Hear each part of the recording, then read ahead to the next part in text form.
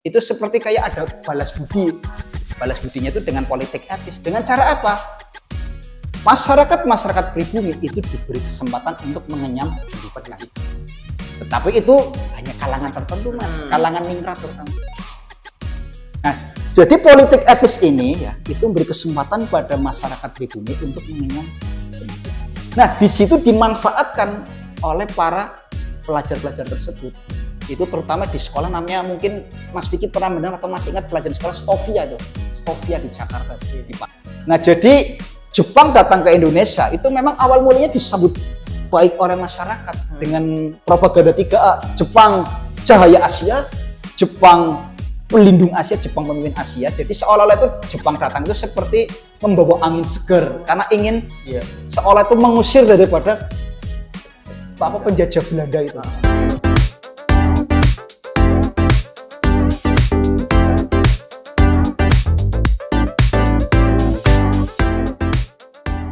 Assalamualaikum warahmatullahi wabarakatuh. Waalaikumsalam warahmatullahi wabarakatuh. Pemirsa Pokemon dimanapun berada. Nah, pada kesempatan kali ini di hari yang cerah, hari Jumat seperti itu, kita melaksanakan Pokemon yang ke-21. Nah, pertemuan ini kali ini merupakan pertemuan spesial dengan narasumber luar biasa dari luar Kabupaten Brebes. Siapa lagi kalau bukan Pak Pras. Ya, selamat datang Pak Pras di Pokemon. Oke, Pokemon. Channel YouTube yang membahas berbagai isu ya maupun ya pembahasan ringan sesuai namanya Pokemon, Pokemoni. Betul. Nah, kali ini kita sudah kedatangan orang yang luar biasa, Pak Pras, yang sudah melalang buana. Iya, Pak. Dari dulu ya, Pak. 17 tahun yang lalu bersama Pak Kekan, Pak Didik. Betul. Nah, teman-teman Pokemon dimanapun berada, kita biasanya menyebutnya Jakwir, Pak. Jakwir ya, sama Tegal juga Jakwir. Jakwir ya, Pak. Nah, kalau menyebut teman-teman Pokemon yang menyaksikan itu Jakwir ya. Jakwir. Nah, kita selama 1 jam ke depan mungkin, Pak, kuat kayaknya, Pak. Kuat, nggak masalah. Santai, kan kuliah belum aktif.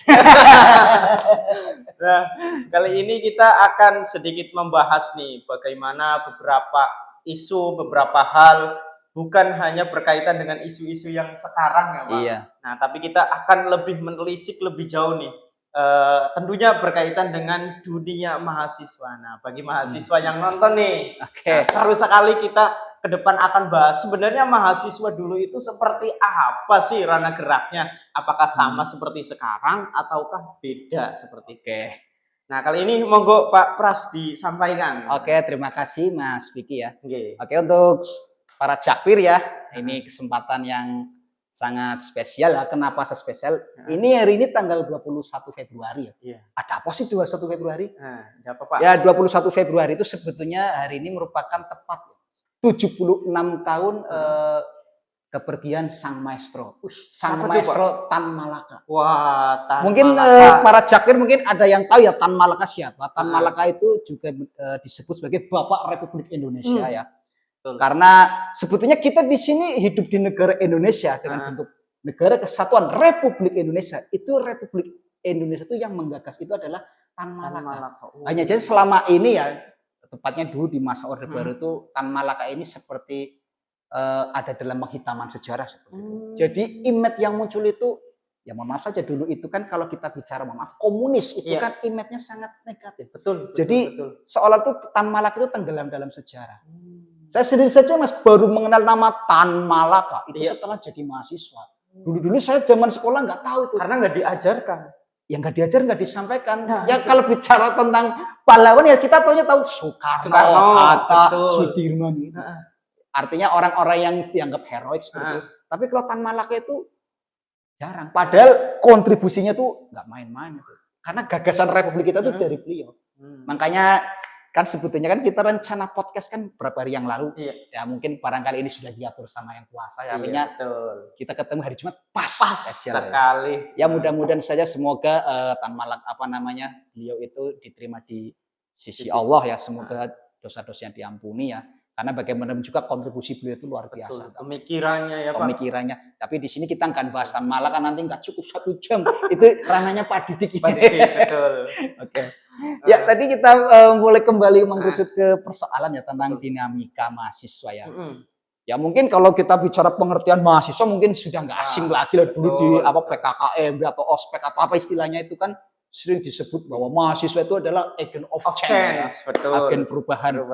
Artinya kalau kita ngomongin tentang mahasiswa itu ya pokoknya itu ya adalah kelompok-kelompok elit kan.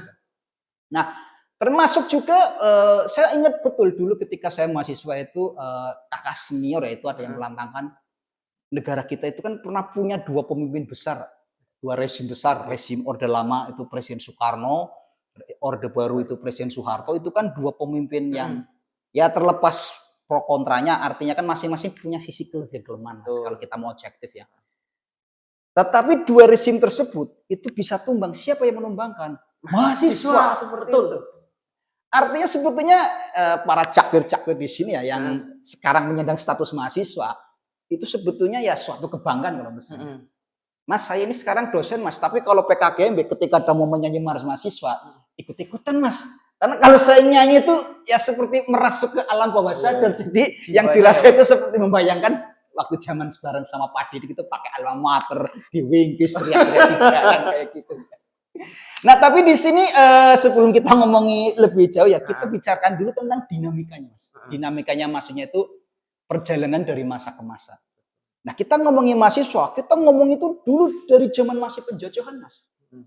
Jadi dulu di masa awal abad ke-20, itu sekitar tahun 1900-an lah. Itu kan pemerintah kolonial Belanda itu kan memberlakukan sebuah politik namanya politik etis. Jadi politik etis itu maksudnya gini, kan Belanda itu kan selama ini itu kan menjajah itu kan seperti menjarah kekayaan alam dan lain-lain. Itu seperti kayak ada balas budi. Balas budinya itu dengan politik etis. Dengan cara apa? Masyarakat pribumi itu diberi kesempatan untuk mengenyam pendidikan. Tetapi itu hanya kalangan tertentu, Mas. Kalangan ningrat terutama. Nah, jadi politik etis ini ya itu memberi kesempatan pada masyarakat pribumi untuk mengenyam pendidikan. Nah, di situ dimanfaatkan oleh para pelajar-pelajar tersebut. Itu terutama di sekolah namanya mungkin Mas Vicky pernah mendengar atau masih ingat pelajaran sekolah Stovia itu. Stovia di Jakarta itu, di Batavia, Stovia. Nah, sekolah kedokteran. Nah. Jadi di situ tuh para pelajar itu memanfaatkan posisi tersebut ya. Yaitu dengan membentuk sebuah perkumpulan. Ya, singkat cerita mungkin kita di sini tahu ya, mendengar organisasi namanya Budi Utomo. Iya, betul. Budi Utomo itu adalah bisa dikatakan sebagai organisasi pergerakan pertama, cikal bakal. Embrionya. Awal mulanya embrionya adanya rasa kesadaran nasional. Karena sebelum abad 20 itu yang namanya perjuangan melawan penjajah itu masih bersifat kedaerahan. Jadi bentuknya itu perang mengandalkan harismatis tokoh. Contoh misalkan perang Diponegoro, Tuanku Imam Bonjol dengan perang Padri, termasuk perang di Aceh itu ya, Tengku Umar, Jutnyadin dan lain-lain. Jadi per daerah seperti itu ya. Ya, dan ya itu perjuangannya tidak berhasil karena mudah kalau bahasa kita itu diadu domba artinya tidak ada semangat persatuan, tapi dengan adanya kesadaran nasional ini perjuangan itu sudah mulai arahnya sudah berbeda, yaitu diawali dari para pelajar. Ya, jadi kita ngomongin mahasiswa itu kita bicara itu dari zaman penjajahan itu, Mas. Eksistensinya sudah ada, yaitu melalui itu tadi kumpulan-kumpulan pelajar. Itu ditandai dengan berdirinya Budi Utomo. Nah, makanya kan dalam sejarah kan dijelaskan ada beberapa faktor-faktor yang mendukung adanya pergerakan nasional. Itu ada faktor eksternal dan faktor internal. Kalau faktor eksternal itu dulu Jepang itu kan merupakan salah satu bangsa timur. Itu bisa berhasil mengalahkan Rusia di Manchuria tahun 1905. Jadi kenapa mungkin Mas Vicky pernah mendengar istilah gini, Jepang itu saudara tua kita. Lalu kita taunya Jepang itu penjajah kok. Betul. Karena Jepang itu merupakan inspirasi daripada pergerakan bangsa-bangsa di Asia. Karena selama ini peradaban itu kan didominasi orang Barat. Sementara Jepang itu yang notabene adalah bangsa Timur. Secara fisik kita tahu sendiri orang Jepang itu kan kecil-kecil. Ternyata mampu mengalahkan Rusia tahun 1905 di Manchuria. Makanya kemenangan Jepang itu bisa dikatakan menjadi inspirasi pergerakan nasional bangsa-bangsa di Asia. Betul. Termasuk Indonesia ya? Termasuk Indonesia. Kan banyak sekali tuh di India itu Mm-mm. Mahatma Gandhi, di Filipina itu Jos Rizal. Mm. Termasuk Indonesia itu eksternal. Kalau internalnya itu tadi mulai adanya kesadaran nasional melalui dunia pendidikan. Mm-mm. Jadi diawali dari para pelajar memanfaatkan politik etis tersebut. Dan kemudian tanggal 20 Mei 1908 berdiri organisasi namanya Budi Utomo. Makanya kenapa 20 Mei diperingati sebagai Harkitnas, Hari Kebangkitan Nasional, bukan Hari Kejepit Nasional. Plesetan anak-anak sekarang itu biasa kalau hari Kamis tanggal merah Jumatnya Harkitnas itu. Itu plesetan. Tanggung ya. Ya, jadi 20 Mei 1908 berdiri Budi Utomo itu diperingati sebagai Hari Kebangkitan Nasional. Nah, setelah Budi Utomo itu juga kemudian berkembang lagi. Jadi di masa awal abad 20 itu bentuk perjuangannya itu gini. Jadi para pelajar itu lebih membentuk semacam seperti kelompok-kelompok studi. Diskusi-diskusi seperti mahasiswa itu. Iya, pelajar ya, termasuk ya karena dulu itu kan kita tidak bisa membedakan pelajar mahasiswa. Artinya ya semuanya sama pelajar seperti itulah. Jadi membuat perkumpulan kelompok studi. Kelompok studi ya. Terus dan berkembang ya, termasuk juga perkumpulan pemuda yang kita kenal Yong. Yang Yafa, yang Seletes, yang macam-macam Islamibet dan sebagainya, Yong Minahasa.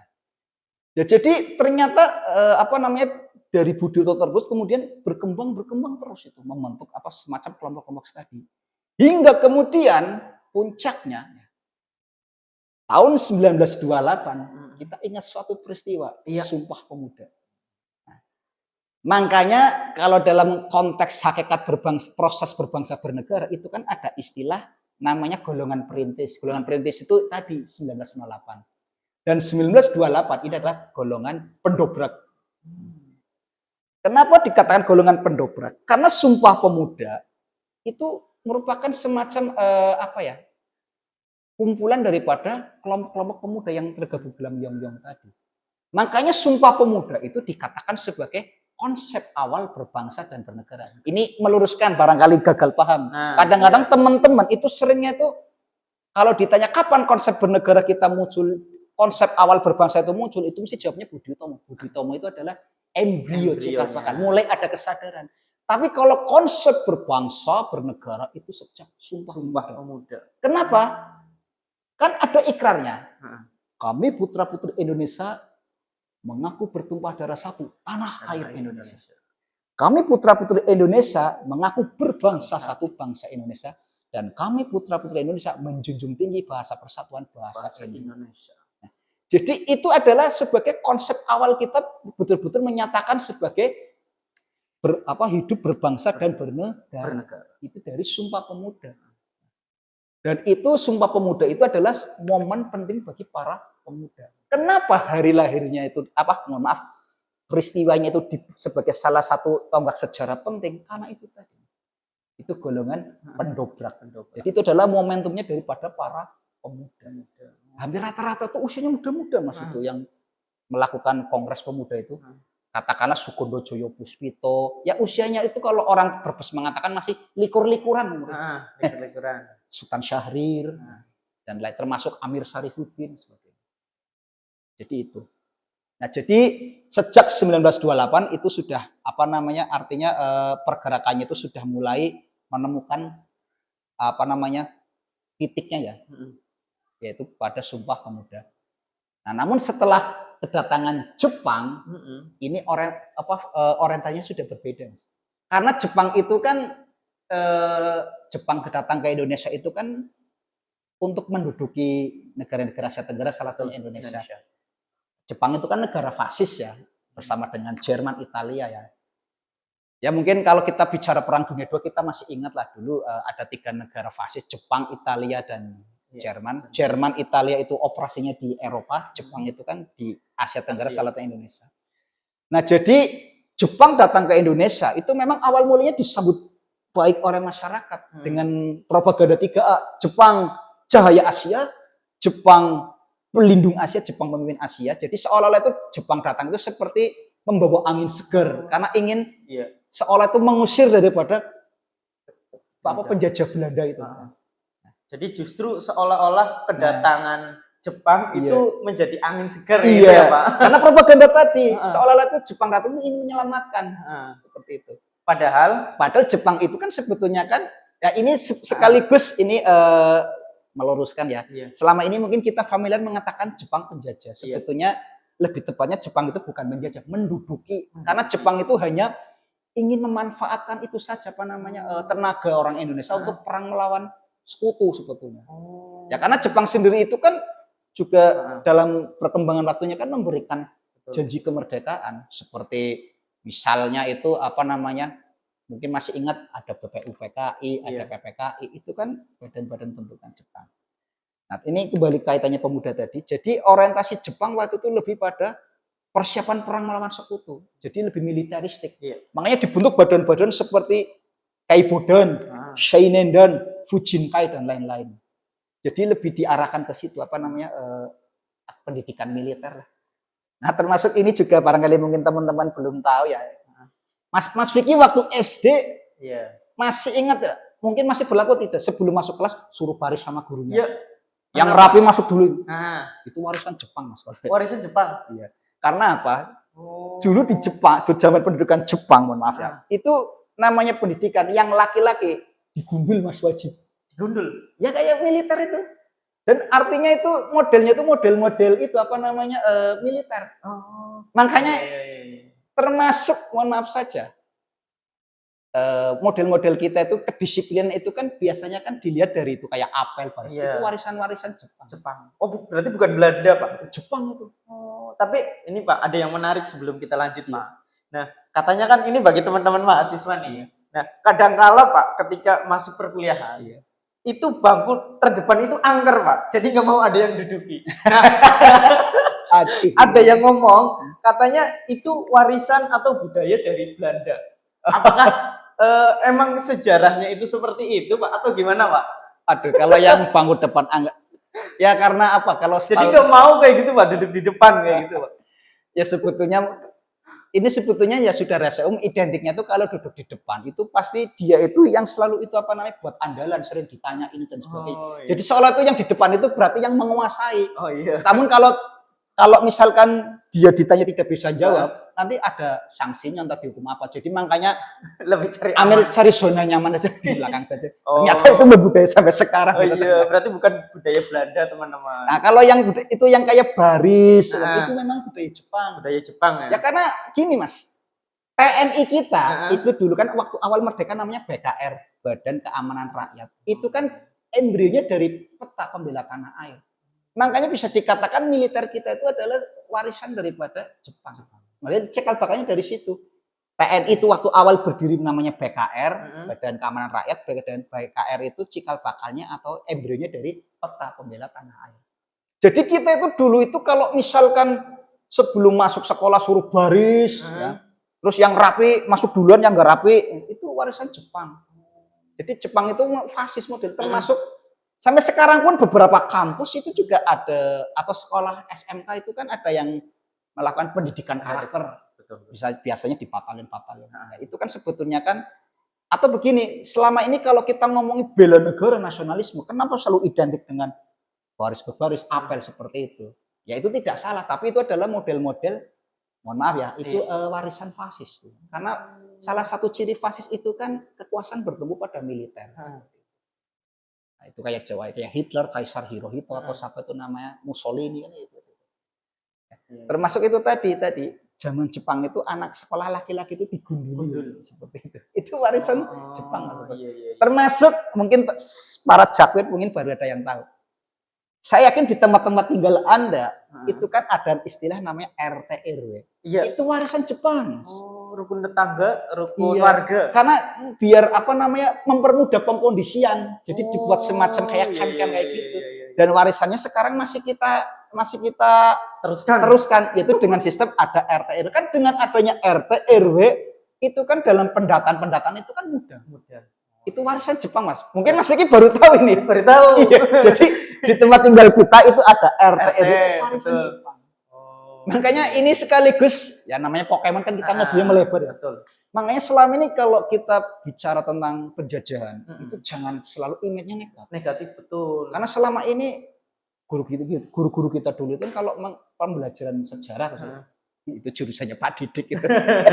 Selalu negatif ya, Itu Pak? kalau bicara penjajah image-nya masih negatif. Betul. Seolah olah penjajah itu kejam itu sebenarnya. Ya mungkin ini untuk menumbuhkan rasa nasionalisme ya oke, tapi kalau kita mau objektif pasti ada sisi-sisi positif hasil. Paling tidak peninggalan-peninggalan. Peninggalan kayak jalan mungkin ya, Pak. Nah itu di depan kampus Umus itu. Jalan Pantura. Jalan Diandeles itu. Iya. Guru kita kalau menerangkan Herman Willem Diandeles itu kejam dengan adanya kerja Rodi dan sebagainya. Padahal Diandeles itu pemikirannya manusiawi. Kenapa saya kata manusiawi? Karena Diandeles pikirannya gini, masyarakat butuh akses jalan. Maka dibuatlah sebuah jalan raya dan itu bebas dimanfaatkan. Tapi kenapa kok sejarah itu mencatat itu kejam kerja Rodi? Padahal ini ada kaitannya dengan apa yang agak sensi korupsi. Sebetulnya dulu pembuatan jalan Anyar Penarukan itu sudah ada semacam anggaran untuk gajinya, tapi ya mana duitnya didelep karo ya petinggi-petingginya itu. Karena tidak jarang petinggi-petingginya itu orang mana, Pak? Orang sini. Tidak jarang pribumi, Mas. Oh, pribuminya. Waduh. Akhirnya obrolan kita melebar gitu. Iya, jadi saya kebetulan juga mengajar mata kuliah anti korupsi. Ternyata ya bicara sejarah korupsi sudah ada sejak dari termasuk kenapa VOC sampai bubar itu kan karena praktek korupsi, termasuk ini pembangunan jalan Anyar Penarukan itu di depan kampus kita itu kan itu dulu jalan Diandeles nama yang sekarang jalur Pantura jalan ya, seperti itu. Termasuk Mas Vicky masih ingat itu tanam paksa. Iya.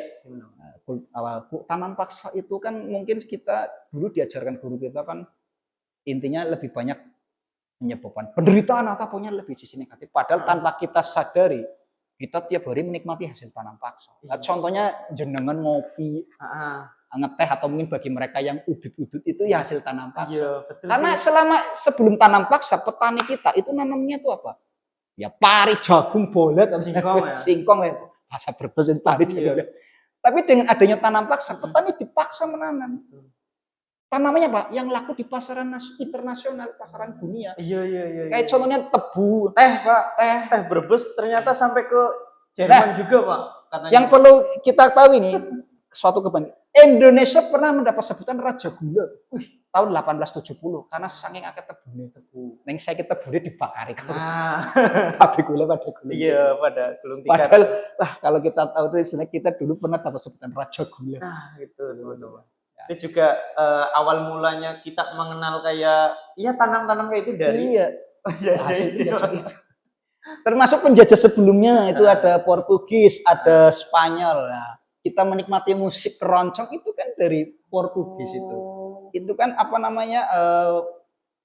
komposisi itu musik-musiknya itu kan alat-alatnya itu kan khas Portugis tuh. Misalkan itu kan Portugis itu. Keroncong itu dari segi budaya termasuk mohon maaf kita dari zaman sekolah kalau hari Minggu libur iya. Minggu kenapa, Pak? Nah kita dulu itu sebetulnya nggak mengenal istilah minggu Mas. Ahad ya Pak. Iya, ahad. Minggu itu dari Portugis dari kata domingo.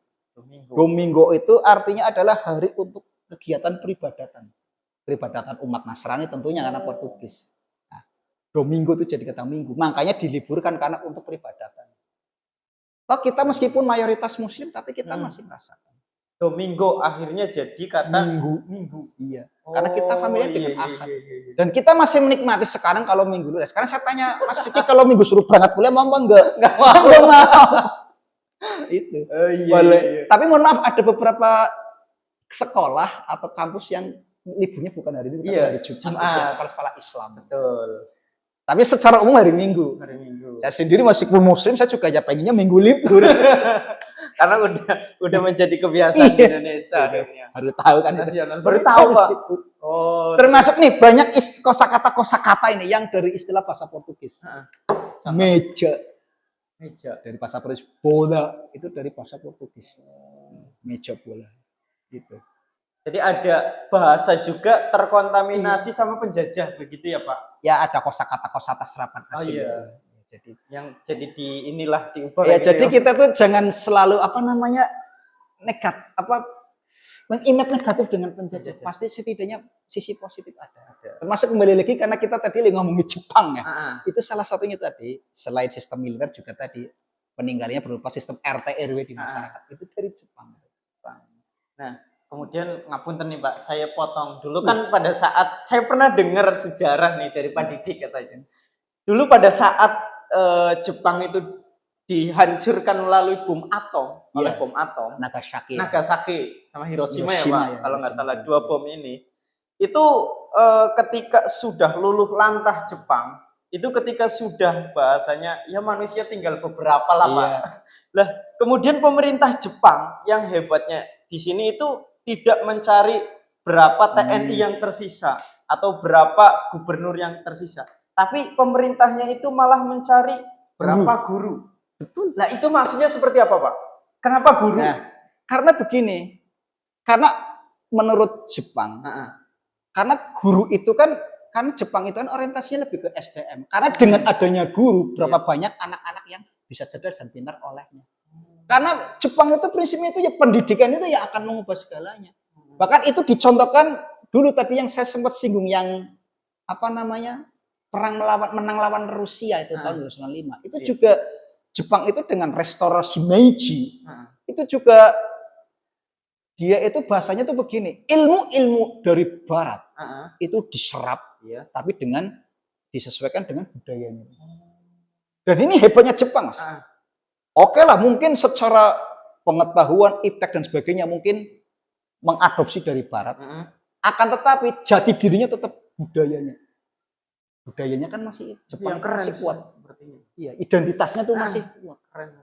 Bahkan Jepang itu dulu sampai apa namanya mengadakan namanya politik dumping. Politik dumping itu maksudnya ketika barang dijual di dalam negeri itu mahal, tapi di luar negeri murah. Itu karena supaya mendorong apa ya masyarakat Jepang itu supaya bangga dengan apa produk-produknya. Bahkan misalkan Mas Vicky mau ke Jepang pun yang dituntut itu bahasa Jepang bukan bahasa Inggris. Iya, betul. Identitasnya itu. Ya, jadi memang Jepang itu memang dulu yang mungkin Pak Didik ya karena beliau orang sejarah menjelaskan memang betul. Jadi pasca diluluh-lantakan bom atom itu yang dicari itu guru. Karena harapannya Pak dari guru ini kemudian yang akan mencerdaskan apa daripada masyarakatnya. Dan memang Jepang itu terkenal negara yang paling tekun. Nah, jadi bisa dibayangkan dulu pasca bom atom itu seperti apa kondisi infrastruktur. Tapi lihat Jepang sekarang. Lah, itu Pak. Yang heran itu seperti itu. Iya. Ditambah lagi ya selain tadi budaya budaya membacanya tinggi. Memang Jepang terkenal budaya membaca tinggi. Mungkin kayak Mas Vicky kalau naik kereta saja mungkin Pak, mungkin lebih sibuk mainan HP atau nyawang-nyawang. Orang Jepang enggak, Mas. Buku dalam kereta buku. Walaupun berdiri loh Mas, Jepang luar biasa. Ya, ini kembali ke tadi yang dinamika Mas saya di Jepang ya. Jadi di Jepang itu dulu mahasiswanya itu maksudnya pelajaran itu lebih digembleng kayak semacam gerakan-gerakan tadi ada Kaipondan, Shinendan, Fujinkai dan sebagainya. Nah, tapi ternyata seiring perkembangan waktu, ternyata kehadiran Jepang itu yang awalnya itu membawa angin segar dengan propaganda tiga. Tapi lama-kelamaan ternyata ya bisa dikatakan kalau orang dulu mengatakan Nippon atau Jepang lebih kejam daripada Belanda. Karena apa? Dulu itu doktrinnya ya seperti itu, Pak. Ini kalau saya dengar cerita almarhum mbah saya itu kan sudah almarhum kalau itu dulu ya karena mbah saya itu kelahiran tahun berapa itu 1920-an itu. Itu memang Jepang itu seringnya itu doktrinnya tuh gini. Pokoknya mereka itu datang ingin menyelamatkan kalian dari penjajahan Belanda, bahasanya kayak gitu. Jadi kalau ada sirine itu tanda harus siap-siap. Ternyata nipunya gini, sirine dibunyikan orang pada lari. Ternyata ya pada mencuri hasil-hasil bumi kayak singkong apa gitu. Bahkan untuk memenuhi kebutuhan pangan karena dalam rangka persaingan perang dunia II. Mungkin kalau Mas Vicky lihat film Sang Kiai, itu di situ ada adegan. Jadi ketika mau sholat Jumat itu khotibnya itu memberi pengumuman dulu. Pengumumannya itu apa? Supaya para petani itu menanam itu hasilnya biar 2 kali lipat kayak gitu. Ya, makanya ya sama-sama kerja paksa juga. Jepang kan juga ada kerja paksa Romusa itu. Ya kayak gitu. Jadi Romusa itu pokoknya biar bagaimana hasil buminya itu biar 2 kali lipat lebih banyak supaya bisa untuk memenuhi kebutuhan pangan kayak gitu. Itu bahkan dibandingkan dengan Rodi pun korbannya lebih banyak Romusa. Lah tapi pada saat zaman itu Pak, peran agama di sini Iya. itu dominan nggak Pak? Perang agama maksudnya. Peran daripada gerakan Islam seperti Iya. itu dipelopori siapa Pak? Lewat misalnya tadi kan ketika ustadz-ustadz mungkin setelah Jumatan ada kayak gitu, kayak pengumuman untuk bisa ya ini biar hasilnya lebih banyak itu gimana? Ya Nah, artinya peran ya, Islamnya itu seperti apa Pak dulu Pak? ya jadi sebetulnya dulu itu kan ya ini kalau kita ini saya ambil contoh literasi di film Sangkia ya. Iya. Dulu itu kan sebetulnya kan awal Jepang datang itu kan apa namanya semua masyarakat itu kan harus melakukan namanya shaikere, Saikere. hormat pada dewa matahari. Oh iya iya iya. Nah, jadi Saya waktu pernah itu dengar itu. shaikere itu hormat pada dewa matahari. Nah, tetapi di situ nah, di pesantren-pesantren kan tentu menolak karena itu kan bertentangan dengan akidah. Kalau di film Sangkia itu kan di Tebuireng itu, Iya betul. Jombang itu ya, Kiai Haji Hasyim Asy'ari. Yang ditangkap ya Karena waktu itu Pak. zaman tahun segitu itu kan Kiai Haji Hasyim Asy'ari kan termasuk salah satu ulama paling karismatis. Nah, itu kan dulu kan di apa namanya didatangi Jepang karena apa namanya masyarakatnya para santri itu menolak shaikere kayak gitu. Iya. Ya, jadi akhirnya Kiai Hasyim Asy'ari sempat ditangkap Jepang. Ya ternyata orang Jepang pun akhirnya menyadari bahwa kalau mereka dipaksa untuk apa namanya mengikuti tradisi shaikere tentu apa namanya tidak bisa gitu. Berbeda dengan ajaran Islam Iya. gitu ya, Pak. Oleh karena itu akhirnya Jepang sudah mulai lunak dengan kelompok-kelompok ulama atau santri kayak gitu. Ya, jadi artinya itu memanfaatkan para ulama-ulama karismatis termasuk salah satu Kiai Hasyim Asy'ari, Zainal Mustafa dan sebagainya.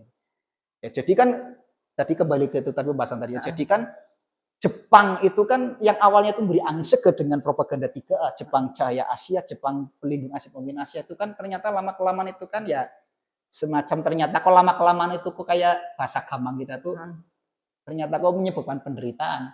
Dan itu akhirnya mendapatkan reaksi perlawanan. Akhirnya sadar seperti itu. Karena kan Jepang sendiri itu kan tadi seperti yang saya jelaskan tadi selain membentuk tadi gerakan seperti Shenen dan Keibo dan Bujinkai itu juga membentuk semacam putra pusat tenaga rakyat, Heiho dan peta pembela tanah air. Nah ternyata kebrutalan Jepang, kalau saya katakan brutal, itu ternyata mendapat reaksi perlawanan daripada pejuang peta pembela tanah air. Jadi walaupun itu bentukan Jepang, tapi balik lagi melawan Jepang. Contoh di Aceh itu ada perlawanan peta dipimpin oleh Tengku Abdul Jalil. Terus di Sukamanah itu Kiai Haji Zainal Mustafa.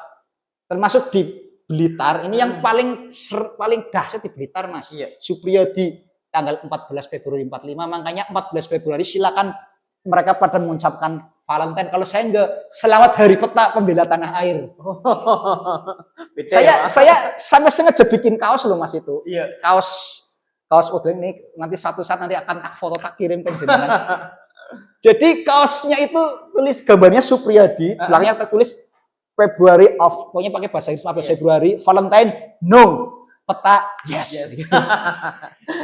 Apalagi Februari baru saja kemarin, spesial itu 14 Februari, malamnya bisnis Sya'ban, besoknya ini ada apa namanya, mungkin sebagian mungkin ada yang Valentinean, kalau saya tetap 14 Februari hari peta pembela tanah air. Luar biasa. Dan ini Pak, sebelum kita lanjut, tadi kan berkaitan dengan budaya yang ada kaitannya dengan budaya sejarah, kaitannya dengan tadi misalnya Kiai Haji Hasyim Asy'ari seperti itu perannya di tadi misalnya berbeda dengan keyakinan pemerintah Belanda seperti itu misalnya. Nah, saya pernah dengar nih Pak, katanya ketika gelar haji itu juga termasuk budaya dari penjajah. Apa betul Pak? Coba sedikit diceritakan Pak. Nah, itu sampai ini sebenarnya gimana sebenarnya? Jadi begini, karena dulu itu kan ini kalau bicara tentang sejarah itu nanti lama ada komite haji dan sebagainya. Jadi sebetulnya haji itu kan sebutan untuk mereka itu yang melakukan rukun Islam kelima di tanah suci. Ya jadi sebetulnya gini Mas, karena kan sejak dulu ini sejak zaman kerajaan sebetulnya kita sudah menjalin hubungan dengan Timur Tengah dalam hal perjuangan. Jadi Belanda itu seperti semacam kayak mengklasifikasi orang-orang yang sudah ke tanah suci dengan sebutan haji. Nah, jadi sebetulnya itu adalah hanya semacam klasifikasi dari Belanda untuk orang-orang yang sudah melakukan ke tanah suci. Ya karena sebetulnya kan hubungan kita dengan dunia Timur Tengah, maksudnya dunia Arab sana itu kan sudah terjalin sejak dulu. Termasuk dalam hal proses untuk mencapai kemerdekaan, termasuk setelahnya kayak gitu. Jadi Belanda itu hanya itu tadi sekali-kali lagi mengklasifikasi saja, artinya untuk membedakan orang-orang yang sudah pernah ke tanah suci. Tujuannya apa sebenarnya? Nah, tujuannya itu sebetulnya kan untuk semacam kayak mengawasi saja itu. Artinya berarti ini orang-orang, jadi gampangnya yang berpengaruh. Ya, jadi Belanda itu sebetulnya kayak membuat tameng. Tameng itu untuk menghindari kekhawatiran barangkali orang-orang yang pulang dari tanah suci.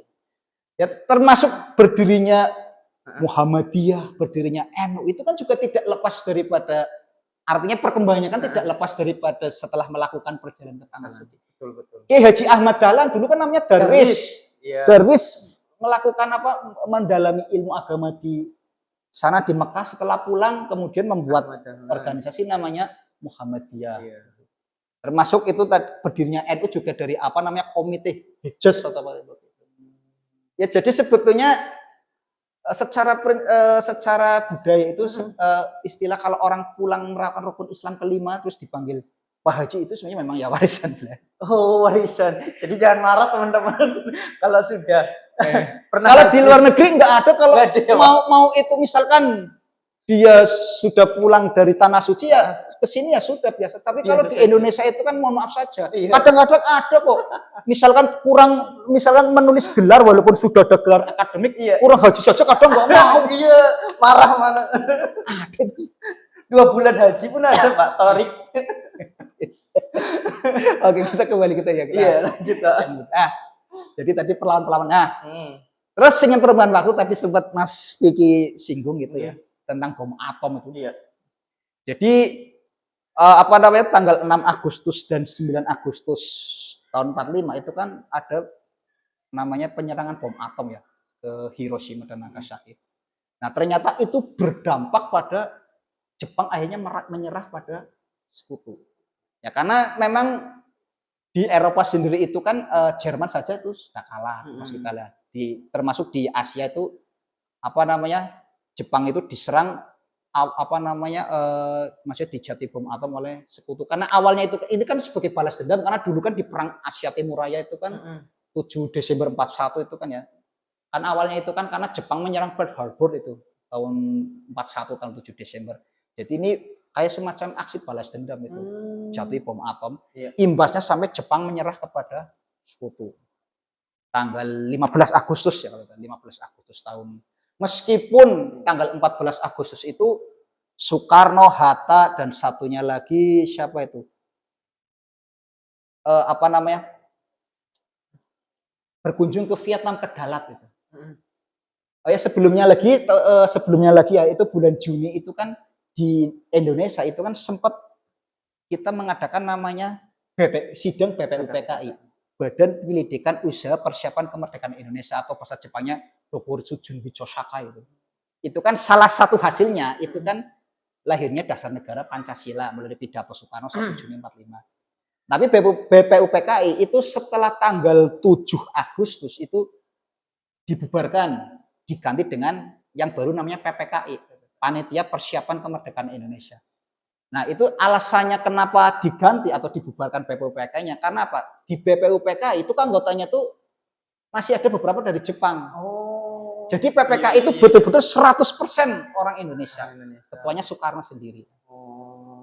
Nah, tapi di situ juga ada salah satu orang Jepang ya, mungkin dia itu simpati dengan perjuangan namanya Laksamana Maeda ya, tadi saya menyebut Laksamana Muda Maeda. Nah, jadi 14 Agustus itu Jepang sebelumnya pokoknya bulan Agustus ya, itu kan Perdana Menteri Koiso itu kan memberi janji kemerdekaan pada Indonesia. Makanya 14 Agustus itu Soekarno dan Hatta itu diundang ke Dalat untuk membahas ini tentang janji kemerdekaan.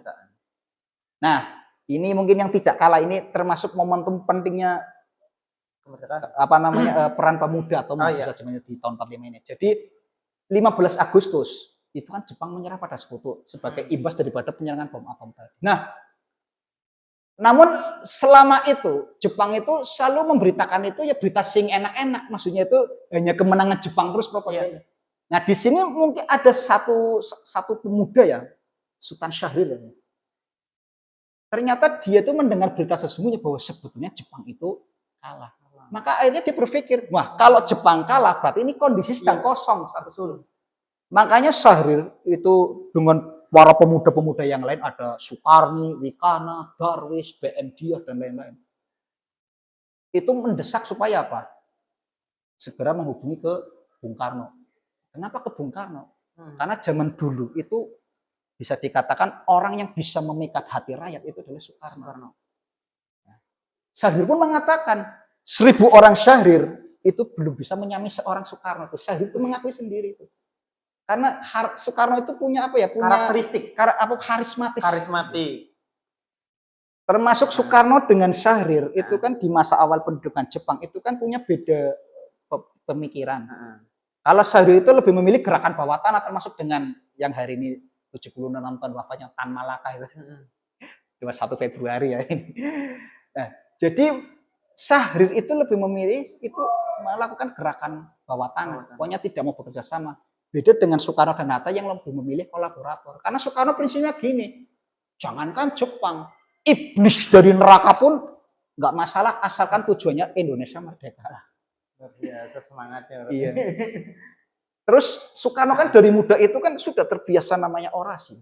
Jadi dari zamannya masih jadi muridnya Hossok Raminoto itu di Syarikat Islam, termasuk ketika mendirikan PNI Marhinis itu kan sudah biasa orasi lah. Makanya waktu itu Syahrir dengan para pemuda itu mendatangi rumahnya Soekarno, mendesak supaya Bung segera proklamasikan kemerdekaan. Nah, Soekarno nggak mau, nanti dulu kita mengikuti arahan Perdana Menteri Koisho. Gitu. Makanya singkat cerita terjadi perdebatan ya, karena para pemuda menghendaki segera proklamasikan, Soekarno nanti dulu. Ya, ini bedanya anak muda dengan orang senior. Kalau anak muda itu modelnya ya pinjam istilah sama capus, satset. Iya, satset pokoknya naskes gitu. Nek wong tua, kok disit. Iya. Mikirin dulu. Alon-alon asal kelakon. Wes pokoknya terjadi perdebatan, akhirnya apa? Malam harinya, karena ini kan posisi bulan Ramadan, berarti sudah mulai tanggal 16 Agustus itu pas sedang sahur itu. Soekarno dan Hatta diculik para pemuda ke sebuah daerah namanya Rengas Dengklok. Kenapa diculik? Untuk mengamankan dari pengaruh Jepang. Karena kan Soekarno itu kan, mohon maaf, itu kan dari awal itu kan memang sudah kolaborator dengan Jepang. Jadi diculik ke Rengas Dengklok.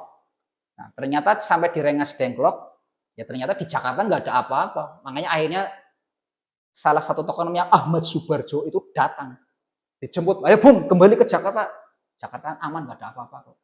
Nah, akhirnya kembali, tapi kembalinya ke rumahnya itu Laksamana Maeda. Nah, di situ tanggal 16 malamnya ya, itu mulai mereka menyusun tentang persiapan proklamasi. Nah, ternyata naskah proklamasi ditulis ya, itu akhirnya pas karena sudah melewati jam 12 kan sudah tanggal 17. Ini tanggal berapa? 17 ya sudah. Besok itu diadakan pembaca proklamasi ya. Intinya besoknya hari Jumat ya, tanggal 9 Ramadan, tahun Hijriahnya saya lupa, pokoknya 9 Ramadan itu. Jam 10 di Jalan Pegangsaan Timur 56 itu depan rumahnya Soekarno itu dikumandangkanlah teks proklamasi. Maka sejak saat itu sudah resmi kemerdekaan Indonesia. Nah, ini pelajaran yang bisa kita ambil. Seandainya tidak ada sikap agresif para pemuda, mungkin kita merdekanya mungkin mengikuti arahan Perdana Menteri Koisho. Rencana tanggal berapa? 24 Agustus. Coba kalau kita merdekanya 24 Agustus. Ya sudah sampai detik ini mungkin dunia akan mengatakan Indonesia itu merdeka dari hadiah Jepang kan seperti itu. Tapi kan dengan adanya peristiwa seperti ini itu kan betul-betul menandakan apa? Kemerdekaan yang kita raih betul-betul hasil jeripaya bangsa Indonesia seperti termasuk peran pemuda tadi ada. Kalau pemuda yang agresif mungkin kita ngikuti arahan Jepang ya, kita merdekanya ya nanti tanggal 2 gitu. Nah, ini dinamikanya gerakan mahasiswa ketika tahun 45. Lalu setelah proklamasi di sini kita sudah mulai mengkerucut, sudah mulai kita membahas tentang bisa dikatakan era modern. Kalau pasca kemerdekaan itu mahasiswa itu sudah mulai membentuk semacam aliansi-aliansi. Kalau saya katakan itu kayak Kalau sekarang itu istilahnya ekstra kampus. Contoh, ada organisasi namanya Himpunan Mahasiswa Islam HMI. Jadi memang awal merdeka itu memang fokus perjuangannya itu adalah persiapan upaya mempertahankan kemerdekaan. Karena kan setelah proklamasi itu kan sekutu datang lagi. Nah, tapi di sini mahasiswa itu mulai membentuk semacam kayak eksternal. Contoh HMI ya. HMI itu kan berarti afiliasi dengan Masyumi. Termasuk juga ada lagi namanya GMNI, Gerakan Mahasiswa Nasional Indonesia, itu kan afiliasi dengan PNI. Makanya mohon maaf, kebanyakan kader-kader PNI itu kan kebanyakan loh, itu kan kalau terjun politik kan banyak yang jadi kader PDI Perjuangan. Ya, karena dari termasuk juga PMII, Pergerakan Mahasiswa Islam Indonesia, itu yang berafiliasi dengan NU. Termasuk dari, jadi dulu itu organisasi-organisasi yang tadi kita sebutkan tadi ya, eksternal, itu kebanyakan itu kalau sejarah berdiri itu afiliasi dengan partai. Termasuk PKI itu juga punya namanya CGMI, Sentral Gerakan Mahasiswa Indonesia. CGMI. Dan belum lagi muncul gerakan-gerakan pemuda yang termasuk ada lagi dulu namanya Pesindo, Pemuda Sosialis Indonesia, seperti itu. Ya, memang banyak orang-orang iya beragam, gerakan-gerakan kiri. Gerakan kiri. Nah, itu kemudian berkembang seiring waktu langsung ke Orde Lama. Nah, di masa Orde Lama ini saya kalau bicara gerakan masa, ini saya lebih tertarik ketika ngomongi peralihan Orde Lama ke Orde Baru. Iya. Karena begini, Mas. Dulu itu mahasiswa dengan partai klub. Lah buktinya tadi muncul organisasi underground lah tadi. Ya, secara garis besar misalkan PMII itu afiliasi dengan NU, GMNI dengan PNI, CGMI dengan PKI. Kalau HMI itu kecenderungan Masyumi seperti itu. Terus juga lagi ada lagi juga namanya itu Persatuan Mahasiswa Katolik Republik Indonesia, PMKRI dan lain-lain. Nah, jadi dulu di masa Orde Lama ini ya, itu memang mahasiswa itu adalah bisa dikatakan kelompok politik ini. Kelompok politik. Di masa Orde Lama itu. Masa pemerintahan Soekarno. Nah, tapi dulu itu kan di pertengahan tahun 60-an, mungkin kita masih ingat karena mungkin korban perang dingin itu ya, antara blok timur. Nah, Indonesia itu kan kecenderungan itu kan lebih berpihak ke blok timur. Betul. Sehingga berimbas pada dominasinya namanya dominasi PKI di. Nah, jadi dulu itu di masa Orde Lama, demonstrasi terpimpin terutama itu memang dalam pemerintahan itu lebih didominasi oleh PKI. Termasuk mungkin kalau ini Mas Piki lahiran tahun berapa ya? Tahun 2003. 2005 itu dulu ada film namanya film Gi Suhogi, itu pemerannya Nicholas Saputra itu.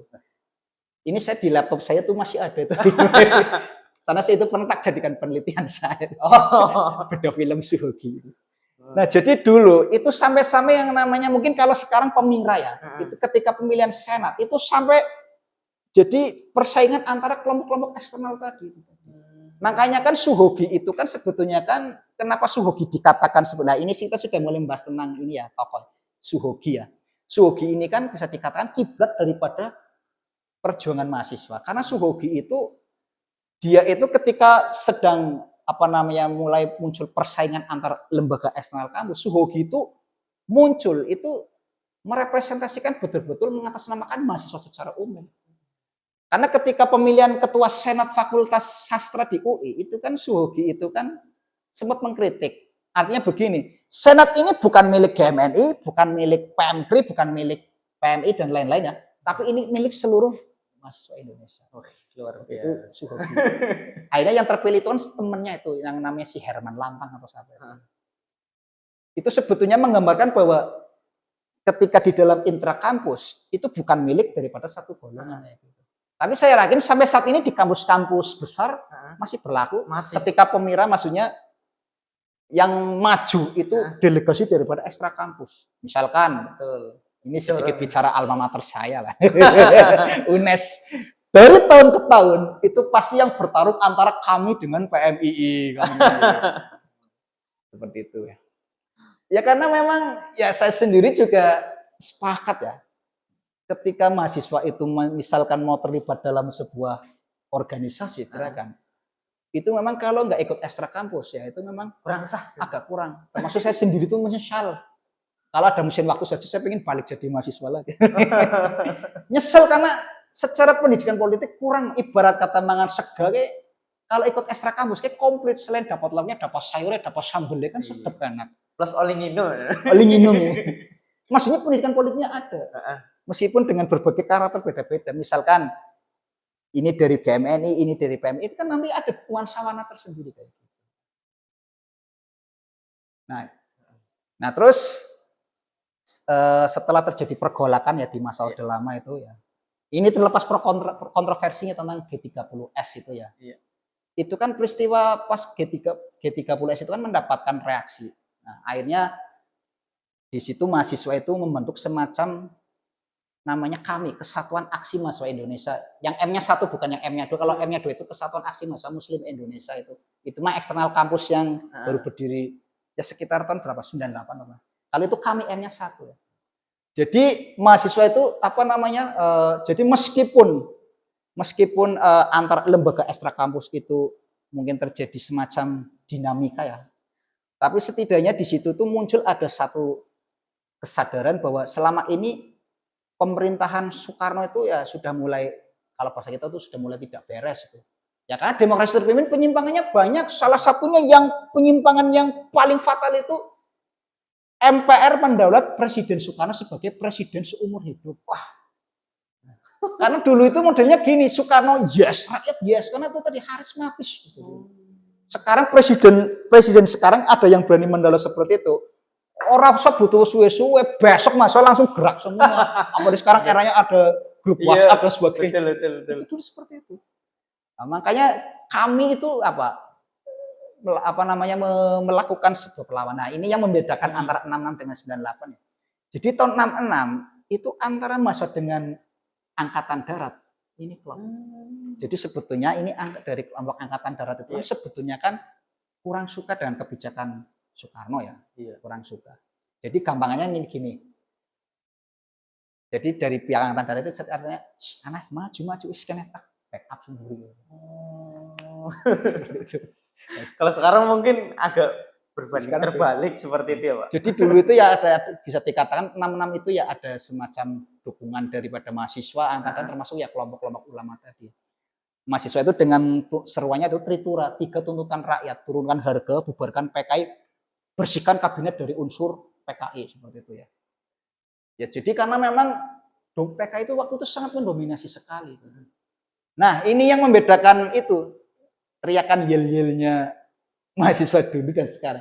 Kalau 66, kalau di film Suwogi itu kan gini, tek, ada menteri tukang ojek, tek, ada menteri main proyek. Gitu.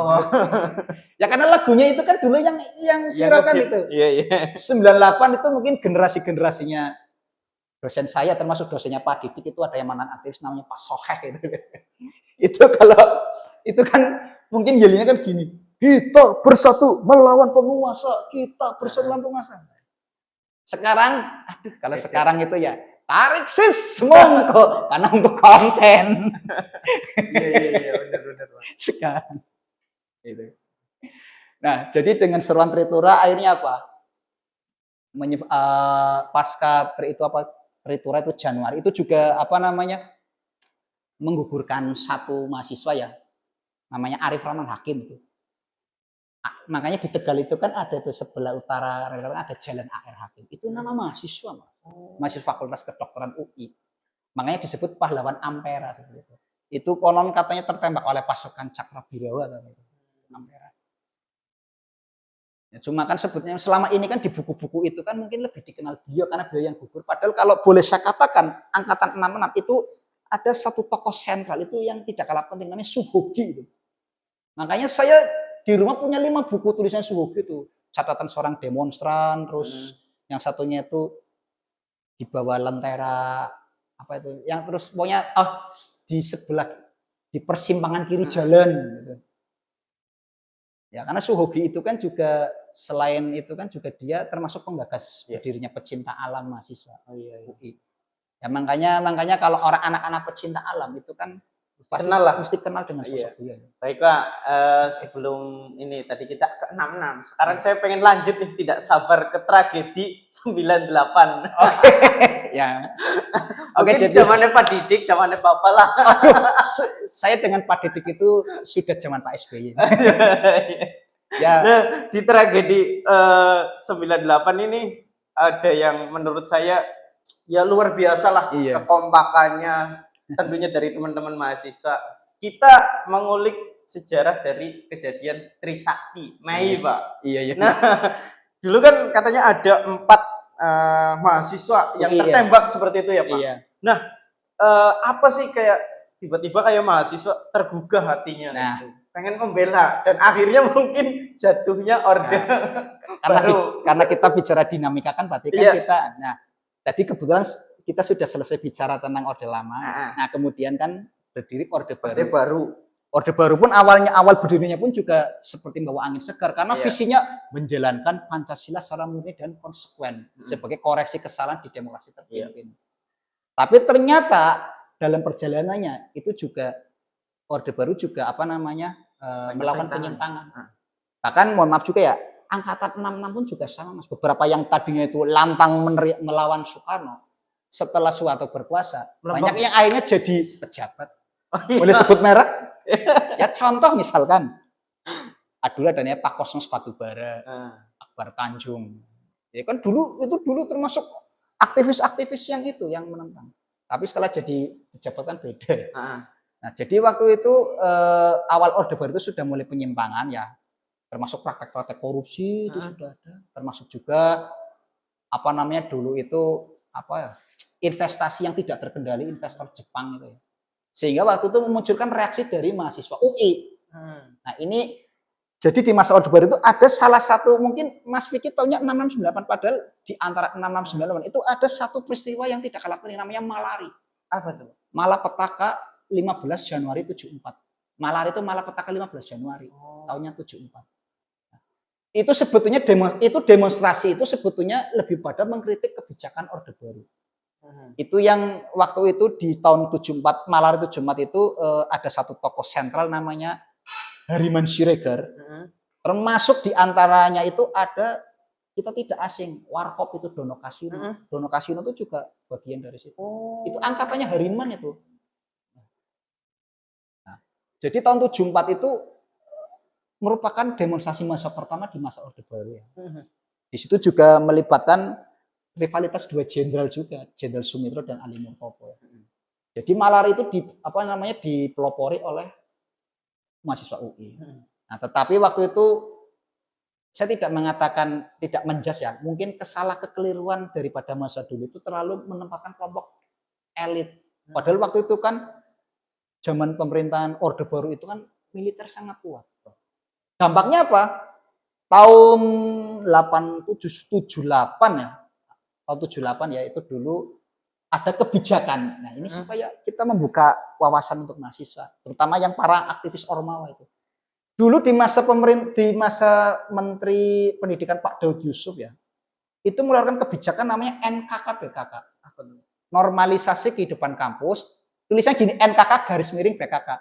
Normalisasi kehidupan kampus, Badan Koordinasi Kampus. Jadi mahasiswa kalau di masa orde lama itu kan menempatkan kelompok politik. Kalau ini balikan Mas, jauhkan dari hingar-bingar politik.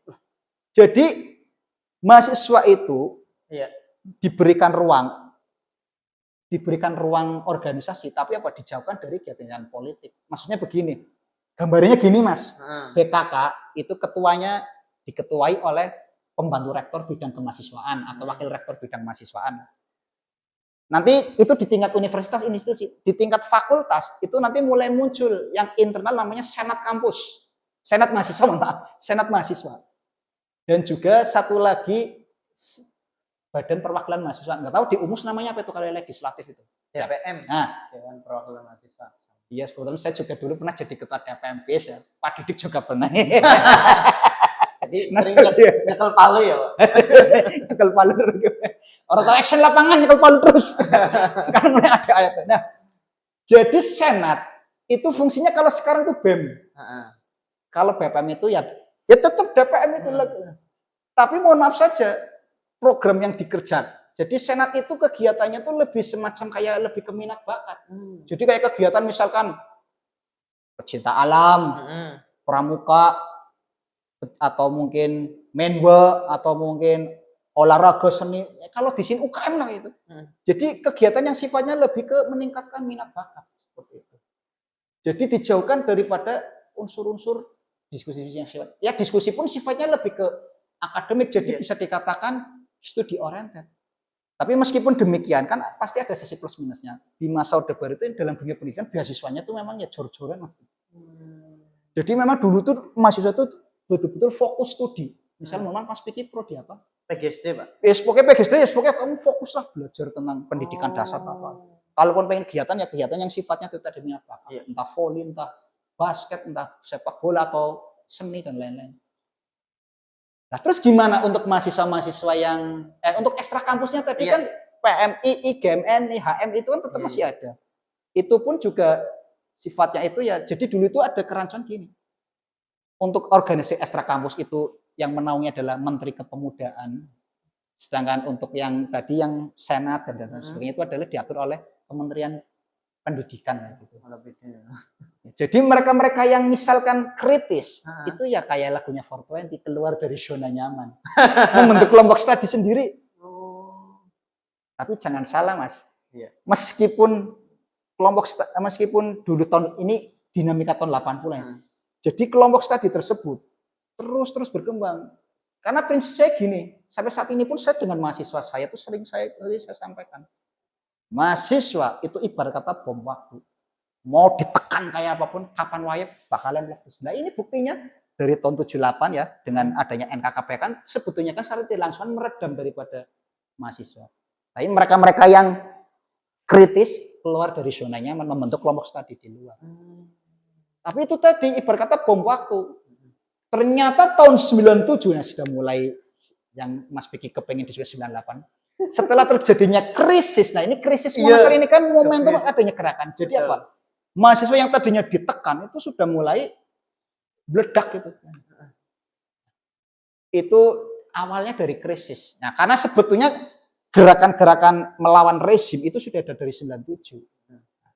Bahkan dari awal 98. Nah, yang membuat akhirnya memuncak karena hasil sidang umum MPR Maret 98. Ternyata Presiden Soeharto kembali lagi terpilih menjadi presiden. Padahal kan krisis moneter itu kan berdampak pada krisis yang lain, termasuk salah satunya krisis kepercayaan. Jadi masyarakat itu sudah mulai krisis percaya terhadap pemerintah ya. Jadi waktu itu kronologinya itu tahun 98 tepatnya 12 Mei ya, itu muncul gerakan daripada mahasiswa dari Universitas Trisakti. Iya, betul. Tadi betul memang dalam tragedi tersebut menggugurkan 4 mahasiswa. Nah, itu namanya Elang Mulia Lesmana, Hafidin Royan, Hendriawan Sil, satunya lagi Heri Hartanto. Mereka itu disebut pahlawan reformasi. Betul itu. Nah, terus apa lagi? Nah, ini kalau saya dengar keterangan cerita-cerita kakak-kakak saya ya, kakak-kakak 98. Nah, ini yang membedakan 98 dibandingkan 66 mungkin lebih besar 98 ya, karena dulu itu tahun 66 itu meskipun gerakannya hanya lingkupnya Jakarta Bandung, tapi bisa menumbangkan Soekarno. Ya zaman dulu itu kan jarang orang kuliah, Mas. 98 itu kan sudah mulai menyeluruh di Indonesia. Bahkan kalau saya dengar cerita tuh gini. Kalau ada anak cowok yang nggak mau, kan dulu itu model propagandanya itu gampang. Kalau cowok yang nggak mau ikut demo, mohon maaf ya, balangi kayak daleman cewek itu. Bencong. Bencong. Ya mereka mau nggak karena ikut gitu.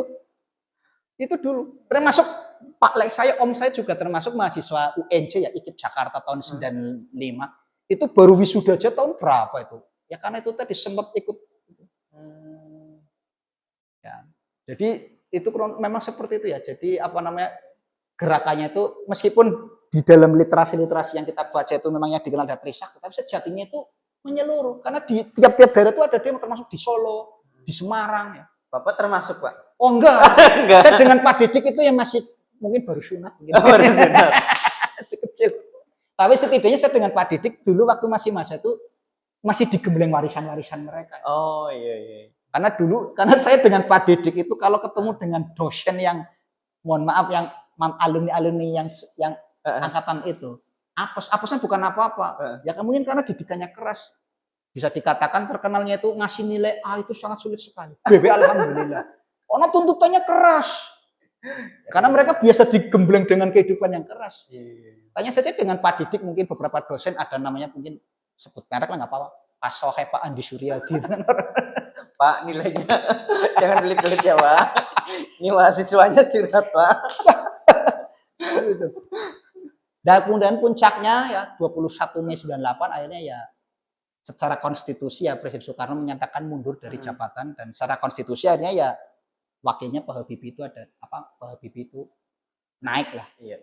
Karena dulu itu reformasi 98 itu agendanya ada 5. Agenda yang pertama bubarkan Orde Baru dan Golkar. Karena dulu Golkar itu image-nya itu adalah kendaraannya. Golkar bukan partai dulu Mas, orsospol, organisasi sosial politik. Partai itu ya 2, PDI dan P3. Oh, awalnya berarti bukan partai. Baru tahu saya. Kendaraan. Jadi dulu partai cuma 3 zaman Orde Baru, P3, Golkar, PDI. Oh iya. Partai berarti itu Golkar kayak itu dong Pak, organisasi yang oranye Pak. Yang sok-sokan kayak TNI. Ya jadi dulu tuh gini Mas, dulu di awal Orde Baru partai itu ada 10. Iya. Cuma Pak nih, kita bicara kelebihan Orde Baru dulu ya. Orde Baru itu kan identiknya itu kan adalah Orde Pembangunan. Iya. Jadi orientasinya itu pembangunan. Prinsipnya gini, nek pembangunan pengen berjalan dengan baik, ciptakan stabilan politik. Makanya dulu partai 10 bisa dikerucutkan jadi 3. Nah 10 itu ya pertama, partai mengelompokkan kelompok-kelompok religius, spiritual. NU, Parmusi, Perti, PSII disederhanakan menjadi Partai Persatuan Pembangunan P3. Terus partai-partai yang nasionalis, yang materialis, PNI, Murba, IPG, termasuk Partai Kristen Indonesia, Partai Katolik jadi PDI. Makanya apa? Sejak tahun 73 kontestan pemilu cuma 3. Itu urutannya pun ditentukan pemerintah. P3 nomor 1, kalau kampanye gini P3. Golkar nomor 2, Golkar. PDI, metal dulu ya gini. Oh iya. P3 warnanya hijau. Dari dulu guys. Golkar warnanya kuning, PDI warnanya merah. Kayak gitu. Iya. Bahkan dulu pun pemerintah Orde Baru mengeluarkan namanya Peraturan Menteri nomor 12 tahun 69 yang namanya PNS, birokrasi itu harus taat pada asas monoloyalitas. Loyalitas pada siapa? Golkar. Makanya pegawai dulu itu wajib milik Golkar. Makanya menang terus. Tahun 75 kurang puas, tahun 75 bikin Undang-Undang nomor 3 tahun 75, isinya apa? Tentang parpol dan Golkar. Isinya begini Mas, para fungsionaris parpol boleh kampanye hanya sampai tingkat kecamatan. Sementara di desa kayak mulai lurah, cari ke LKMD, PKK, Karang Taruna, otomatis kader Golkar. Dengan panorama menang terus. 5 kali pemilu, 77, 82, 87, 92, terakhir 97. Itu pemilu paling sakti. Quick count kalah. Tahu quick count? Karena harus ngerti sih menang bakal apa Golkar. Makanya tiap penghitungan suara bosan lagi-lagi Golkar sah, Golkar sah, Golkar sah. Nah, ini hebatnya dulu Mas. Ini kalau saya pengalaman ini waktu itu saya masih kecil ya gitu. Jadi dulu apa namanya TPS. Kalau sekarang KPPS itu dilombakan. TPS mana yang jumlah pemilih selain Golkar paling sedikit dikasih hadiah. Makanya petugas TPS kalau sosialisasi karo kampanye. Bapak-bapak, ibu-ibu, sampun kesupen nggih, ngenjang 12 Januari pinten. Kali sing warnane nopo? Kuning. Gambare nopo? Beringin. Pak, makanya saya ingat dengan pernyataan salah satu sejarawan terkenal Anhar Gonggong, Prof. Anhar Gonggong gitu. Itu mengatakan Mas Orde Baru itu demokrasi pura-pura. Kelihatannya demokratis, tapi ya pura-pura. Karena orang diarahkan milih Golkar. Gimana Pak yang milih selain Golkar? Ya boleh-boleh saja. Tapi konsekuensinya image-nya negatif. Doktrinnya gini dulu Mas. Nek berseberangan dengan pemerintah, berarti melawan pembangunan. Melawan pembangunan, berarti melawan Pancasila. Akhirnya kan kayak lagunya, Portland di zona nyaman. Jadi gini, dulu itu misalnya penghitungan suara, Golkar ketika misalkan disebut partai lain, katakanlah P3. Ayo, siapa sih milih? Konangan itu boleh, hebat zaman dulu. Tapi ya plusnya itu ya pembangunannya itu berjalan lancar. Termasuk Pak Harto itu terkenal kalau membentuk kabinet second kabinet berdasarkan para ahli. Contoh, Pak Habibie habis dapat gelar profesor Jerman panggil suruh jadi Menristek. Akbar Tanjung mantan aktivis 66 yang ikut menumbangkan Orde Lama juga jadi Menteri Pemuda Olahraga. Termasuk juga siapa namanya Nugroho Susanto Menteri Pendidikan, banyak lah. Orang sembarangan, orang bagi-bagi kursi aja saya. Itu dudu aline dadi menteri gawe kebijakannya ngawur. Bukan bagi-bagi lagi Pak, kadang ada yang udah saya nitip kursinya ya Pak. Nah, itu. Ya karena itu tadi secara politik stabil dipegang Golkar. Itu tadi generasi bubarkan Orde Baru dan Golkar. Karena dianggap Golkar itu ya itu. Terus yang kedua, amandemen Undang-Undang Dasar 45.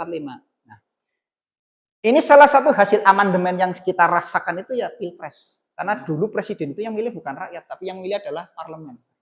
Presiden pilihan rakyat pertama itu ya Pak SBY. SBY Jokowi sekarang Prabowo. Itu Megawati berarti bukan ya? Megawati itu Megawati itu kan sebetulnya kan karena dulunya wakil karena Gus Durnya lengser. Nah, itu ya itu apa namanya agenda reformasi tadi ya, bubarkan Orde Baru dan Golkar, amandemen UUD 45 dan terus juga apa namanya ini supremasi hukum dan HAM. Jadi dulu itu di masa Orde Baru itu banyak tahanan politik, setelah reformasi akhirnya dibebaskan. Termasuk juga agenda yang lain itu otonomi daerah seluas-luasnya. Nah ini yang perlu kita tekankan ya. Otonomi daerah memang bagus Mas, karena memang tujuannya itu adalah menciptakan demokratisasi ekonomi ya. Karena dulu itu kan sistem kita itu kan sentralisasi. Terpusat lah, menurut Undang-Undang Nomor 5 Tahun 74 itu kan terpusat ya. Tapi dengan adanya otonomi daerah, itu setiap daerah itu apa namanya boleh mengelola masing-masing. Tapi sisi minusnya ada. Otonomi daerah itu memunculkan raja-raja kecil. Karena merasa oleh ngelola daerah. Dan ini kalau dibiarkan, ini juga otonomi daerah ini juga selain plusnya juga minusnya itu apa? Kekhawatiran nanti apa? Kalau sudah merasa mampu, mesti pengen lepas. Nggak ada salahnya ya, ini untuk para cakwir, kita belajar dari salah satu negara besar dunia, tahu Uni Soviet ya. Uni Soviet itu dulu seterunya Amerika tuh. Punya yang pernah dipimpin 7 kali pemimpin, mulai dari eranya Lenin, Stalin, Nikita Khrushchev, Brezhnev, Chernenko, Yuri Andropov, terakhirnya Mikhail Gorbachev ya. Soviet dulu itu negara besar, cuma memang fokusnya itu adalah mengelola senjata, memproduksi senjata, pabrik senjata. Nah, ketika zamannya Gorbachev, dia itu mencoba untuk lebih demokratis, mengeluarkan kebijakan namanya Glasnost dan Perestroika, yaitu restrukturisasi ekonomi dan juga otonomi. Saking demokratisnya itu gini Mas, silakan Mas bawahan-bawahannya di Soviet, kalau misalkan mereka sudah merasa mampu ya kalau mau berdiri silakan. Ya makanya ini imbasnya muncul negara anyar Mas, pada bisa dewek-dewek. Contoh Ukraina, Azerbaijan, terus Latvia, termasuk negara-negara Asia Tengah itu yang di belakangnya tan-tan itu. Kazakhstan, Turkmenistan, Uzbekistan, Tajikistan, setan sebagainya. Nah, luar biasa teman-teman. Pokoknya pembahasannya. Kan jadi kan ya, makanya kan Gorbachev ini kan akhirnya diasingkan ke Amerika. Termasuk induk awalnya Rusia pun akhirnya juga berdiri sendiri namanya Boris Yeltsin. Itu tepatnya Desember 91. Makanya kalau teman-teman di rumah punya atlas ada peta Uni Soviet, itu berarti tak jamin atlas jadul itu. Sejak 91 sudah bubar. Oke, sebelum itu Pak, ini sepertinya kita agar pembahasannya lebih dalam lagi, dan tadi ada kata-kata yang luar biasa dari Bapak. Apa namanya? Demokrasi itu bisa juga demokrasi menuju demokrasi berpura-pura. Keren tadi. Nah, agar lebih dalam lagi nih pertanyaannya, langsung saja kita libatkan orang yang berperan aktif dalam menjaga NKRI, Pak Didik. Monggo Pak Didik. Oh, sudah tahu di sini.